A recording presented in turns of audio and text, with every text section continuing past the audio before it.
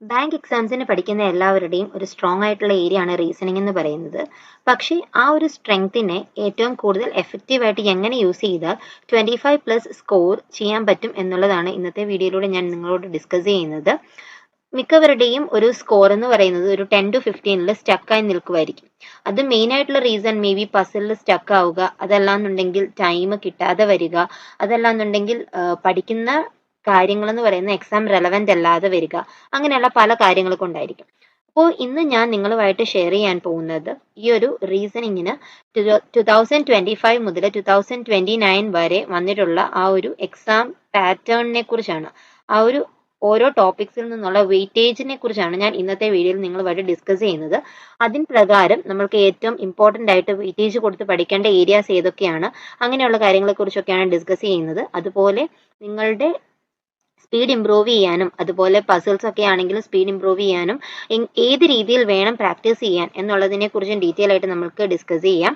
So 2025, 24, 23 അങ്ങനെ 2019 വരെയുള്ള എന്താണ് നമ്മുടെ ടോപ്പിക്സിനെ കുറിച്ചുള്ള ഡിസ്കഷൻ ആണിത്.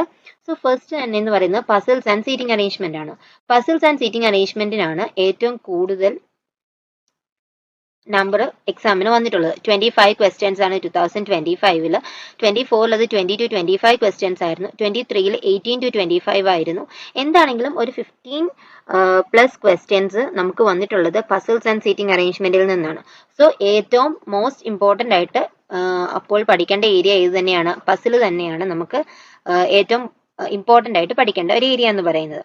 ദെൻ അത് കഴിഞ്ഞിട്ട് വരുന്നതാണ് ബാക്കി നമ്മളുടെ റീസണിങ്ങിനെ രണ്ടായിട്ടാണ് തിരിക്കുന്നത്. പസിൽസ് ആൻഡ് മിസലേനിയസ് എന്നാണ് പറയുന്നത്. പസിൽസ് ആൻഡ് സീറ്റിംഗ് അറേഞ്ച്മെന്റ് ആണ് ഒരു സെക്ഷൻ, ആൻഡ് മിസലേനിയസിൽ വരുന്നതാണ് ബാക്കി syllogism, inequality, coding, alphanumeric, direction, blood relation, order and ranking, ഇതെല്ലാം കൂടി നമുക്ക് ഒരു മിസലേനിയസ് എന്നുള്ള രീതിയിൽ മാറ്റി വെക്കാവുന്നതാണ്. അതിൽ പസിൽസിനാണ് ഏറ്റവും ടോപ്പ് പ്രയോറിറ്റി കൊടുക്കേണ്ടത്. ഒരു 2025 25 ക്വസ്റ്റ്യൻസ് ആണ് നമുക്ക് വന്നിട്ടുണ്ടായിരുന്നത്. ബാക്കി എല്ലാ വർഷങ്ങളിലും ഒരു 15+ ക്വസ്റ്റ്യൻസ് എന്താണെങ്കിലും പസിൽസിൽ നിന്നും സീറ്റിംഗിൽ നിന്നും രണ്ടിൽ നിന്നും കൂടിയാണ് വന്നിട്ടുണ്ടായിരുന്നു. ദെൻ അടുത്തതാണ് സിലോജിസം. സിലോജിസം അതുപോലെ തന്നെ ഇമ്പോർട്ടൻ്റ് ആയിട്ടുള്ള ഒരു ഏരിയ ആണ്. ഈ സിലോജിസം എന്ന് പറയുന്നത് എല്ലാ ഷിഫ്റ്റിലും ചോദിക്കണം എന്നില്ല. മേ ബി ഒരു ഷിഫ്റ്റിൽ ചോദിക്കാതിരിക്കാം, ചില ഷിഫ്റ്റിൽ ചോദിക്കാം, അങ്ങനെയാണ്. എന്നാലും ഇമ്പോർട്ടൻ്റ് ആയിട്ടുള്ള ഏരിയ ആണ് സിലോജിസം എന്ന് പറയുന്നത്. സ്കിപ്പ് ചെയ്യാൻ പാടില്ലാത്ത ഏരിയ ആണ്. ഇപ്പോൾ 2024 ഒരു 0 to 3 ക്വസ്റ്റ്യൻസ് വന്നിട്ടുണ്ടായിരുന്നു. 23 2 to 6 ക്വസ്റ്റ്യൻസ് ആയിരുന്നു വന്നിട്ടുണ്ടായിരുന്നത്. 22 3 to 4 ക്വസ്റ്റ്യൻസ് ആയിരുന്നു. 21 4 to 5 ആയിരുന്നു. ദെൻ 3 to 4 ആയിരുന്നു, 5 ആയിരുന്നു. ഈ 2025 ആയപ്പോൾ മേ ബി ചില ഷിഫ്റ്റിൽ സിലോജിസം ചോദിച്ചിട്ടുണ്ടാകുകയില്ല, അതായിരിക്കും 0 to 3 എന്ന് കൊടുത്തിട്ടുണ്ടായിരുന്നത്. ദെൻ അടുത്തതാണ് ഇനീക്വാളിറ്റി. ഇനീക്വാളിറ്റി എന്നൊക്കെ പറയുന്നത് വളരെ സിമ്പിൾ ആയിട്ടുള്ള ക്വസ്റ്റ്യൻസ് ആണ്. നമ്മൾ റെഗുലർ ആയിട്ട് പ്രാക്ടീസ് ചെയ്യുവാണെന്നുണ്ടെങ്കിൽ, സ്പീഡ് പ്ലസ് ആക്യുറസി കൂടി പ്രാക്ടീസ് ചെയ്യുവാണെന്നുണ്ടെങ്കിൽ എന്താണ് ആ ഒരു ഏരിയയിൽ നല്ല മാർക്സ് സ്കോർ ചെയ്യാൻ പറ്റും. ഇതും ചില ഷിഫ്റ്റ്സിൽ ചോദിച്ചിട്ടില്ലായിരുന്നു, അതുകൊണ്ടാണ് 0 to 3 വന്നിട്ടുള്ളത്. 2024 0 to 3 ആണ്. 23 3 to 5 ആയിരുന്നു. 22 2 to 5 ആയിരുന്നു. 21 0 to 5 ആയിരുന്നു. 20 ഇത് ചോദിച്ചിട്ടേ ഇല്ലായിരുന്നു. ആൻഡ് 2019 0 to 2 ആയിരുന്നു ക്വസ്റ്റ്യന്റെ വെയിറ്റേജ് വന്നിട്ടുണ്ടായിരുന്നത്. കോഡിംഗ് ആൻഡ് ഡീകോഡിംഗ് ലാസ്റ്റ് ഇയറിൽ ചോദിച്ചിട്ടില്ലായിരുന്നു. അതുപോലെ 2024 ചോദിച്ചിട്ടില്ലായിരുന്നു. അത് ഇപ്പൊ ചോദിച്ചിട്ടില്ല എന്ന് കരുതി അതിന് ഒരു പ്രാധാന്യം ഇല്ല എന്നുള്ളതല്ല. മേ ബി ഈ വർഷം ചോദിക്കാം. ഓക്കെ, നമ്മളുടെ സിലബസിലുള്ള കാര്യമാണ്. മേ ബി അതുകൊണ്ട് ചോദിക്കാം, അതുകൊണ്ട് സ്കിപ്പ് ചെയ്ത് വിടേണ്ട കാര്യമില്ല. അടുത്തതാണ് ആൽഫാന്യൂമറിക് സീരീസ് ബേസ്ഡ് ക്വസ്റ്റ്യൻ 2025 24 23 22 ചോദിച്ചിട്ടില്ല. പക്ഷേ അത് മൊത്തമേ സ്കിപ്പ് ചെയ്യേണ്ട ആവശ്യമില്ല. ഒരു ചെറിയൊരു ഫോക്കസ് കൊടുത്ത് അത് പഠിച്ചു വെക്കേണ്ടതാണ്. എന്നാലും ലെസ് ഇമ്പോർട്ടൻ്റ് ആയിട്ടാണ് ഈ ഒരു ടേബിളിൽ നിന്ന് നമുക്ക് മനസ്സിലാവുന്നത്. ദെൻ അടുത്താണ് ഡയറക്ഷൻ ബേസ്ഡ് ആയിട്ടുള്ള ക്വസ്റ്റ്യൻ. 2025 0 to 3 ആണ്. ഓക്കെ, 2024 ചോദിച്ചിട്ടില്ല. ഓക്കെ, അപ്പോൾ നമ്മൾ 2024 വെച്ച് ചോദിച്ചിട്ടില്ല എന്ന് കരുതി 2025 പ്രിപ്പയർ ചെയ്തില്ലായിരുന്നുണ്ടെങ്കിൽ എന്താണ് അവിടെ ഡയറക്ഷൻ 0 to 3 ക്വസ്റ്റ്യൻസ് ചോദിച്ചിട്ടുണ്ട്. സോ അതുകൊണ്ടാണ് പറഞ്ഞത്, ഇവിടെ ചോദിച്ചിട്ടില്ല എന്ന് കരുതി അടുത്ത വർഷം ചോദിക്കാതിരിക്കും എന്നുള്ള ഉറപ്പ് നമുക്ക് പറയാൻ പറ്റില്ല. അതുകൊണ്ട് ഈ പറഞ്ഞ ഏരിയാസിനെല്ലാം നല്ല ഫോക്കസ് കൊടുത്ത് തന്നെ വേണം പ്രിപ്പയർ ചെയ്യാൻ വേണ്ടിയിട്ട്. ദെൻ ബ്ലഡ് റിലേഷൻ എന്ന് പറയുന്നത് പ്രിലിംസിനും മെയിൻസിനും ഒരുപോലെ ഇമ്പോർട്ടൻ്റ് ആയിട്ടുള്ള ഒരു ഏരിയ ആണ്. ദെൻ 2025 0 to 3 ക്വസ്റ്റ്യൻസ് ചോദിച്ചിട്ടുണ്ട്. 24 0 to 3 ആയിരുന്നു. 23 2 to 4 ആയിരുന്നു. 22 0 to 4 ആയിരുന്നു. 21 0 to 3 ആയിരുന്നു. അത് ഒരു റെഗുലർ പാറ്റേൺ ആണ് പോയിട്ടുണ്ടായിരുന്നത്. 23 മാത്രം 2 to 4 വന്നു എന്നേ ഉള്ളൂ. അപ്പോൾ ചില ഷിഫ്റ്റിൽ ചോദിക്കാം, ചില ഷിഫ്റ്റിൽ ചോദിക്കാതിരിക്കാം. അങ്ങനെയുള്ള ഒരു പോസിബിലിറ്റിയാണ് ബ്ലഡ് റിലേഷനിലും. എന്നാലും അതും ഒരു ഇമ്പോർട്ടൻ്റ് ആയിട്ടുള്ള ഏരിയ ആണ്. അടുത്താണ് order and ranking. Order and ranking 0 to 3 ആണ് 2025. 24 0 to 2 ആയിരുന്നു. 23 ചോദിച്ചിട്ടില്ലായിരുന്നു. ദെൻ അടുത്ത 0 to 2, 0 to 2 20 ചോദിച്ചിട്ടില്ല. 0 to 4 ആണ് 2019. അതും പഠിക്കേണ്ട ഏരിയ തന്നെയാണ്. ദെൻ മിസലേനിയസ് എന്ന് പറയുമ്പോൾ ഈ എന്താണ് ഫോർവേഡ് ബാക്ക്വേർഡ് അറേഞ്ച്മെന്റ് വെച്ചിട്ടുള്ള ക്വസ്റ്റ്യൻസ് ആണ്. അത് എപ്പോഴും ഒരു 2 ക്വസ്റ്റ്യൻസ് ആണ് വരുന്നത്. ഇപ്പോൾ 2024 2 to 3 ആയിരുന്നു വന്നിട്ടുണ്ടായിരുന്നു. ഈ 3 1 to 8 ക്വസ്റ്റ്യൻസ്. അപ്പോൾ ഈ മിസലേനിയസ് എന്ന് ഉദ്ദേശിക്കുന്നത് ബാക്കി മിസലേനിയസും കൂടെ കൂട്ടിയാണോ എന്ന് കറക്റ്റ് എനിക്ക് മനസ്സിലായില്ല. എന്താണെങ്കിലും മിസലേനിയസ്, അതായത് ഇപ്പോൾ നമ്പർ ബേസ്ഡും അതുപോലെ തന്നെ വേർഡ് ബേസ്ഡും ആയിട്ടുള്ള മിസലേനിയസ് 2 ക്വസ്റ്റ്യൻസ് ആണ് മിക്ക പ്രിലിംസിനും ചോദിക്കാറുള്ളത്.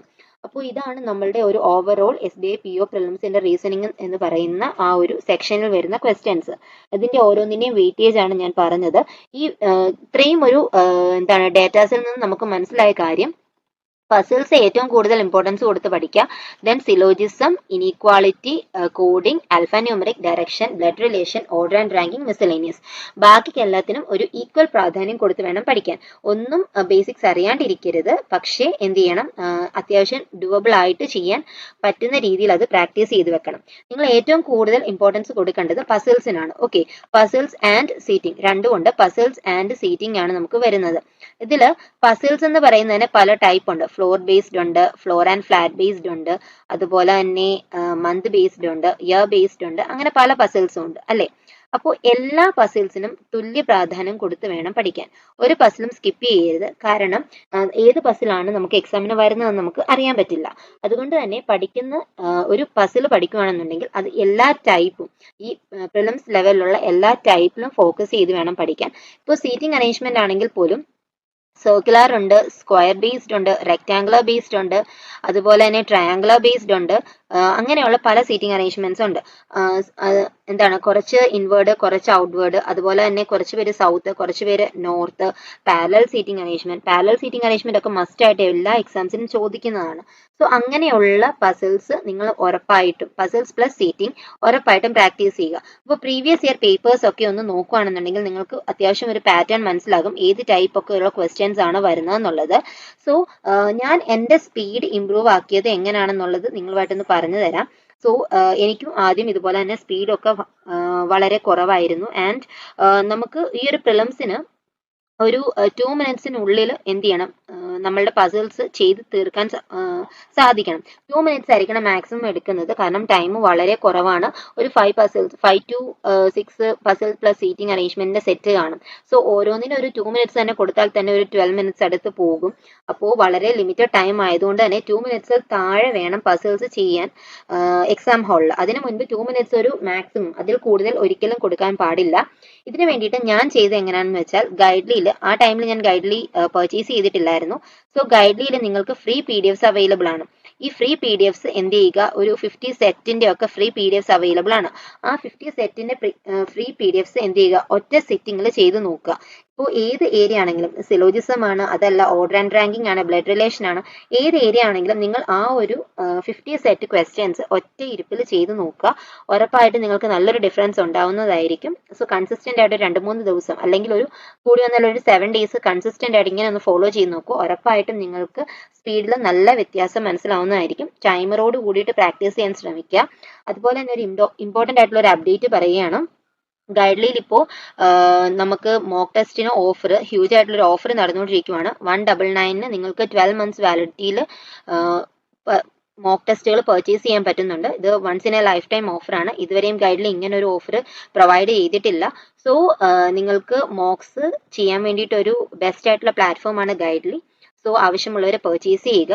അപ്പോൾ coming back to our point, ഞാൻ പറഞ്ഞ എന്താണെന്ന് വെച്ചാൽ, നിങ്ങൾ എന്ത് ചെയ്യുക, 1 സിറ്റിംഗിൽ എന്ത് ചെയ്യുക, ഇത്രയും ക്വസ്റ്റ്യൻസ് ഒരു 50 സെറ്റ്സ് ചെയ്യാൻ ശ്രമിക്കുക. ടൈമർ വെച്ചുകൊണ്ട് തന്നെ ചെയ്യുക. And you will see the magic. ഉറപ്പായിട്ട് നിങ്ങൾക്ക് നല്ല വ്യത്യാസം ഫീൽ ചെയ്യുന്നതായിരിക്കും. സോ ഇങ്ങനെയൊക്കെ ഉള്ള കാര്യങ്ങൾ ചെയ്ത് നോക്കുകയാണെന്നുണ്ടെങ്കിൽ, ആൻഡ് അതുപോലെ തന്നെ സെക്ഷണൽസ് എടുക്കുക, നല്ല രീതിയിൽ സെക്ഷണൽസ് എടുക്കുക. അപ്പോൾ ഇങ്ങനെയുള്ള കാര്യങ്ങളൊക്കെ നിങ്ങൾ ചെയ്യുകയാണെന്നുണ്ടെങ്കിൽ ഉറപ്പായിട്ട് നിങ്ങളുടെ പസിൽസിലുള്ള സ്പീഡ് ഇംപ്രൂവ് ആകും, അതുപോലെ തന്നെ ആക്യുറസി ഇംപ്രൂവ് ആകും, എല്ലാ കാര്യങ്ങളും ഇംപ്രൂവ് ആവുന്നതായിരിക്കും. So that's it. Thank you for watching. By.